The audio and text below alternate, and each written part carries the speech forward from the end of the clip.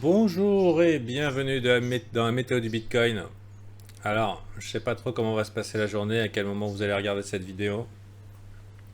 On va voir rapidement un petit peu comment les choses vont se passer, mais peut-être qu'avec le décalage, pour vous, ce sera un petit peu tard. Voilà. Donc, pour moi, aujourd'hui, ou en tout cas à cette heure précise, c'est-à-dire 7h30 heure de métropole, pour la raison suivante, c'est-à-dire qu'on a eu un push assez explosif des indiciaires suite à la réponse du président, enfin au niveau de l'élection de Biden confirmée. Première réaction plutôt positive, idem sur le Nasdaq, tandis qu'on est en train de revenir tester le breakout et qu'on va probablement peut-être revenir vers le bas. Ce que j'ai trouvé inquiétant, c'est que alors que la corrélation jusqu'à maintenant a été forte, eh ben, le Bitcoin n'a pas profité de ce push matinal.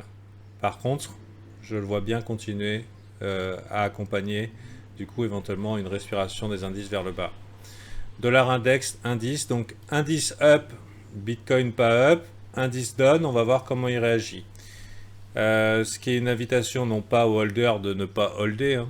Les holders, vous holdez, hein. Normalement ça devrait bien se passer pour vous pour l'éternité. Enfin pour quelques années disons. Mais tiens, je vais le laisser ça. Non, bah je le virai. Ok. Non, mais qu'est-ce que tu fais?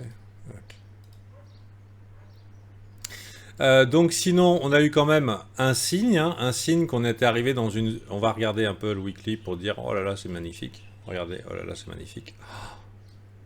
Breathtaking, breathtaking. Vous voyez, on a quand même des niveaux intéressants. 16 008, un petit peu plus haut, et ensuite on va aller chercher beaucoup plus haut. Donc, mais cependant, bon, le moment d'être bull, c'était là, quoi. Hein. Maintenant, on est bien parti. Si vous n'avez pas de Bitcoin, bien sûr, ça peut être irrationnel très longtemps, mais à partir du moment où on est dans les lignes verticales, euh, bah, c'est plutôt là où le public achète. Donc, c'est OK d'acheter quand ça monte, à condition qu'on est OK aussi pour que finalement notre protection, bah, elle soit là.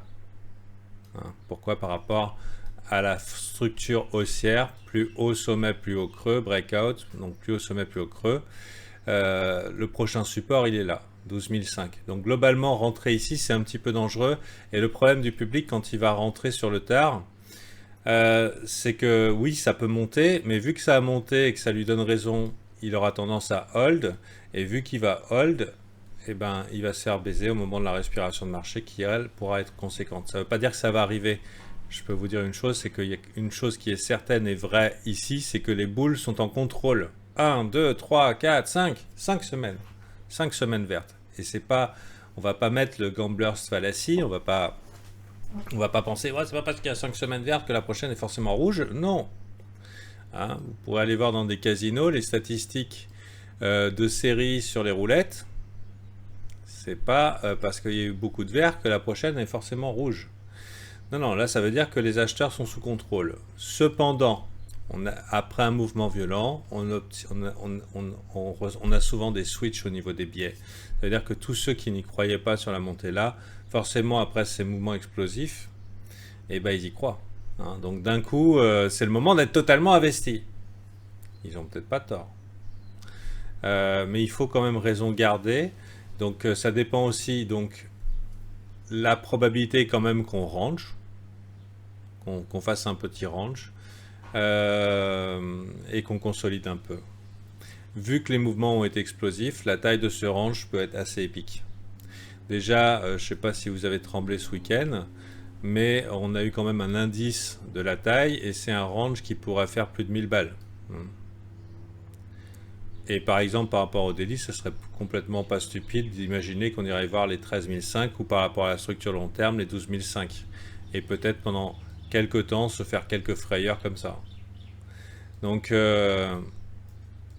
après tout, on pourrait très bien monter aussi. Hein. Mais on a trouvé un vendeur. À quoi on voit qu'on a trouvé un vendeur, bah, c'est un peu la manière dont on est un peu tombé comme une crêpe ce samedi. Et ce vendeur, il en a gros. Il en a gros à vendre et il va falloir l'épuiser. Et donc pour l'instant, on arrive. Je pense que c'est pas stupide de penser qu'on va peut-être manquer un peu de jus là pour faire tout de suite un plus haut sommet, hein, parce que c'est peut-être pas tout de suite, ça va arriver, mais c'est peut-être pas tout de suite. Arrivé, on a fait ce mouvement un peu parabolique, hop, on a rejeté, on a dippé. Je dirais que si on venait à clôturer au-dessus des 15 009, on est quasiment sûr que c'est bon, on est bien clôturé, je veux dire un clôturé installé et puis on continue le momentum, on aurait dans les bacs un mouvement ABCD. AB.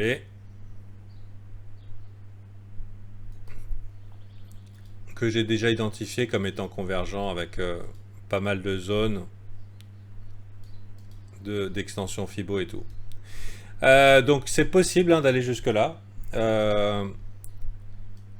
Mais disons que là on a trouvé vendeur. Et à mon avis c'est que avant tout ça on va probablement tourner les gens en bourrique. Hein, on va probablement tourner les gens en bourrique soit pour continuer ici après avoir épuisé le vendeur, soit carrément rester s'installer dans la partie basse pour que tout le monde switch bearish. J'imagine que c'est ce qui va se passer. Déjà, il y a eu beaucoup de gens qui se sont calmés au niveau du sentiment ici sur cette chute. Aussi, est-ce qu'on pourrait, dans la famille conspiracy théorie, est-ce qu'on pourrait penser qu'il y avait des mecs qui étaient fortement gros sur le Bitcoin au niveau des futures et qui n'avaient pas trop envie de se voir détruits au réveil lundi matin, et donc qui ont un petit peu annulé le move de dimanche en disant « Eh, nous aussi on veut en être hein. !» Bon, c'est une possibilité. On parle souvent des gaps CME comme un mème, mais là il y en a un. Donc, je pense que après le run qu'on a eu, les holders n'ont pas de souci à se faire. Mais soit ouvrir un micro short ou hedge une partie de sa position ou dérisquer un peu en attendant de voir si on déloge ce truc là, ça fait un risque de 3%, ouais, c'est 3% de gain qu'on n'aura pas.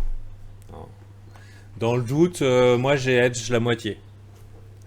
Donc ça fera 1,5% de gain que j'aurai pas, mais 30 à 50% que j'aurai conservé. Donc la question est vite répondue. Bien sûr, il n'y a aucun signe d'inversement de tendance pour le moment. Aucun, zéro, nada. Donc c'est juste du gut feeling. Après, c'est risqué de call des tops. Je pense pas que c'est un top. Je pense qu'on va tout défoncer. Et j'aimerais bien voir ça se faire défoncer. Et que ce n'était qu'un mauvais pressentiment. Voilà. Rien d'autre à dire. D'ici dans la journée, je pourrais changer probablement 2 ou 3 fois de biais, hein, selon la situation. Et c'est normal, puisqu'on n'est pas attaché à nos décisions de trade. Hein. Elles ne nous définissent pas en tant qu'égaux. On est là pour être du bon côté le plus vite possible. Pour l'instant, ça s'est bien passé. Ok. Voilà, donc si par contre après ce push là vous êtes all-in, hein, ça veut dire que vous n'en avez pas acheté et là vous êtes all-in, là il y a un problème. Malheureusement moi je suis rentré bas, donc je sais pas ce que c'est que de faire une connerie. Donc peut-être là je vais apprendre, hein. Enfin une connerie à 1,5%, je suis ok. Hein. Donc là je sais pas comment je me sentirais si j'avais acheté le pic. D'accord ? Je peux pas le savoir. Mais si vous l'avez acheté, que vous avez dit non, non, non, non, non, pour la petite anecdote, j'ai trouvé quand même d'autres gens. En théorie, on n'est pas censé avoir plusieurs la même bonne idée. Donc c'est une appel à la prudence, mais si vous êtes holder, vous ne changez rien. Si vous faites du DCA, vous ne changez rien. Ça se trouve, le prix va rien faire. On a clairement une tendance long terme haussière inscrite. Pour me contredire, on verra qu'il y a un mec ici qui est toujours bear en déni. On en a trouvé. C'est tant que c'est pas 17 000, c'est pas un bull market. Alors on a eu les mêmes à 10 500, 12 500. Maintenant c'est 17 000. Ok, donc très bien. Get ready for the RLL dump. Donc ça c'est les perles de Whale Pool. Bon, a priori. Retail pump not institutionnel, donc ça aussi c'est bien du déni. Et ok. Pour ça, pour vous dire qu'en général, ces mecs-là n'ont pas raison. C'est pour ça qu'étant contre-tendance, je vais probablement prendre profit rapidement. Sauf si vraiment que je vois que la merde heurte le ventilo. Un des trucs les plus bearish que j'ai vu aujourd'hui, c'est Twitter, la CNBC. La CNBC qui le 6 a dit acheter. Ça, c'est pas bullish. C'est les pires.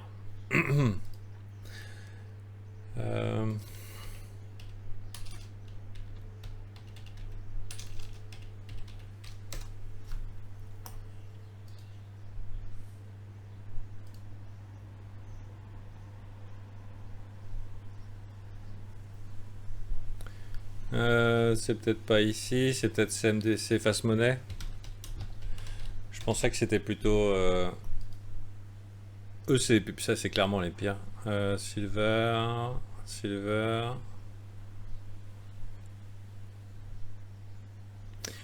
Bon, si on regarde le dollar, il est plutôt...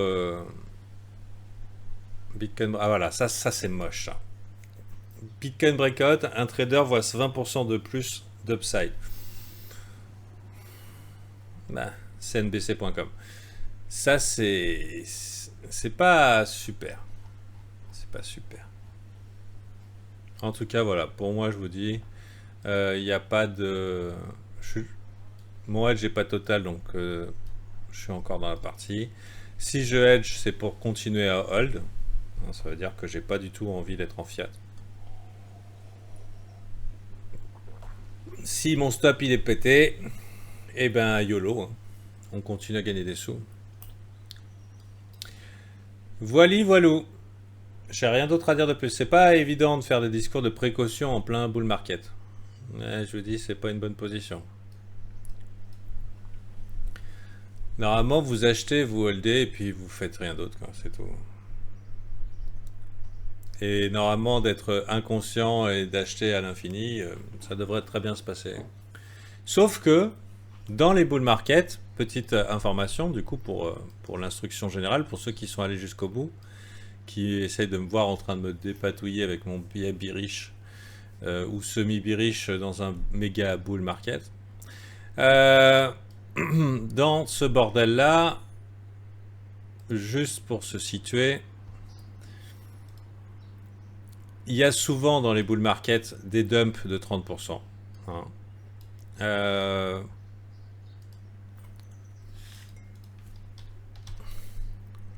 Clac. Moving average.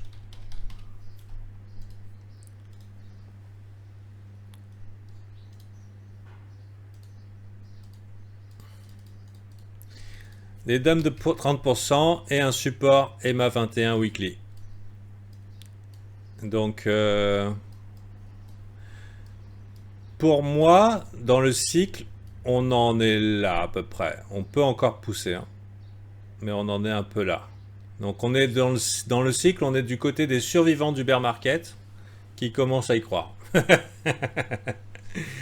Mais attention, c'est pas le moment de tout perdre all-in sur BitMEX. Ok. Et ça ferait mal quand même. Est-ce qu'on va continuer à pousser? Là, c'est quand même douloureux. Hein, 11 700. Ça changerait absolument rien au bull market. D'ailleurs, un retag ici de la zone de rechargement de longue qui serait un petit peu concordante ne changerait absolument rien au bull market. Ça serait juste un super endroit pour acheter. Alors c'est peut-être pas un lave-vaisselle, c'est mon diffuseur. Diffuseur d'huile essentielle, on va dire.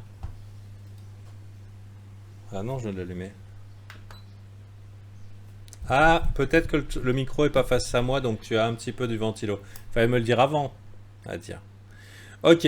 Ceci étant dit, il n'y a pas forcément de résistance connue, hein, sinon celle qu'on va découvrir sur le chemin. Pourquoi il n'y a pas forcément de résistance connue? C'est parce qu'il n'y a pas, à part les traders de support à résistance, bah, il n'y a pas une tonne de volume qui s'est échangé ici hein, en 2017. Hein. C'était les retail qui ont acheté, regardez. Oh, ouais. Ça fait longtemps que là, on est en train de partir dans le côté manque de volume, manque de liquidité. Hein. Donc faut pas s'attendre à ce qu'il y a d'énormes volumes ici, sinon des traders de support à résistance qui veulent larguer la purée et profiter en disant oh là là, résistance historique, mais résistance de quoi? En tout cas psychologiquement, il n'y a personne qui hold des coins de là. Vu que c'est des couillons qui ont acheté là. Enfin des couillons, des inexpérimentés. Couillons amical. Donc s'ils sont inexpérimentés, ils ont vendu là, minimum. Ok. Bon, en tout cas, c'était un ride très très intéressant. Et si on a des Michael Saylor bis, et si on a des corporations et d'autres qui veulent acheter en mode accumulation verticale, mais qui se fassent plaisir, ça me va à 100%. Voilà. Et demain sera un autre jour, on verra un petit peu l'update de ça. Comme je vous dis, c'est pas un biais auquel je suis particulièrement attaché pour l'instant. Je joue plus le range. Alors, je joue plus le range avec l'idée qu'à un moment, on va faire quelque chose peut-être comme ça. Et là, peut-être un swing baissier. Voilà. Et ça, par contre, j'aimerais bien voir si ça arrive. Bonne journée à vous.